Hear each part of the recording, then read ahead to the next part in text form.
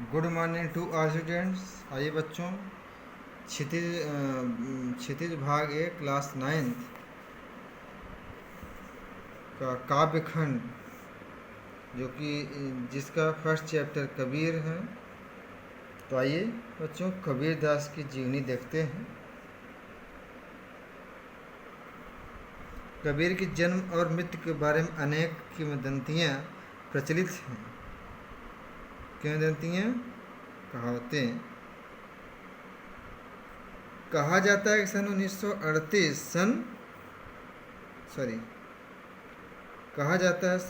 1398 में काशी में उनका जन्म हुआ और सन 1518 के आसपास मगहर में देहांत। कबीर ने विधिवत शिक्षा नहीं पाई थी, परंतु सत्संग, पर्यटन तथा अनुभव से उन्होंने ज्ञान प्राप्त किया था। भक्तिकालीन निर्गुण संत परंपरा के प्रमुख कवि कबीर की रचनाएं मुख्यतः कबीर ग्रंथावली में संग्रहित हैं,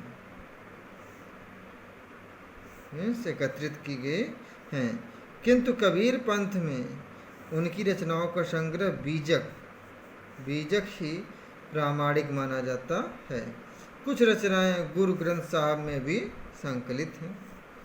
कबीर अत्यंत उदार, निर्भय तथा सद्गृहस्थ संत थे। राम और रहीम की एकता में विश्वास रखने वाले कबीर ने ईश्वर के नाम पर चलने वाले हर तरह के पाखंड, भेदभाव और कर्मकांड का खंडन किया। उन्होंने अपने काव्य में धार्मिक, सामाजिक भेदभाव से मुक्त मनुष्य की कल्पना की। ईश्वर प्रेम, ज्ञान तथा वैराग्य, गुरु भक्ति, सत्संग और साधु महिमा के साथ आत्मबोध, जगत बोध की अभिव्यक्ति उनके काव्य में हुई है। कबीर की भाषा की सहजता ही उनकी काव्यात्मकता की शक्ति है। जन भाषा के निकट होने के कारण उनकी काव्य भाषा में दार्शनिक चिंतन को सरल ढंग से व्यक्त करने की ताकत है। तो आइए बच्चों, इसका कबीरदास की जो साखियाँ और अन्य पद हैं, आइए उनके बारे में देखते हैं। यहाँ संकलित साखियों में प्रेम का महत्व, संत के लक्षण, ज्ञान की महिमा,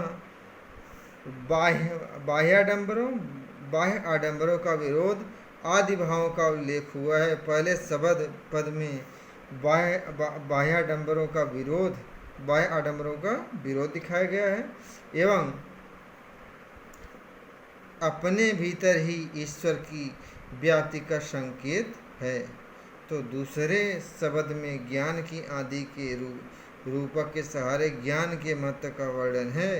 कबीर कहते हैं कि ज्ञान की सहायता से मनुष्य अपनी दुर्बलताओं से मुक्त होता है। तो बच्चों, आज का क्लास यहीं पर समाप्त होता है। अगले क्लास में मिलते हैं, तब तक नमस्कार।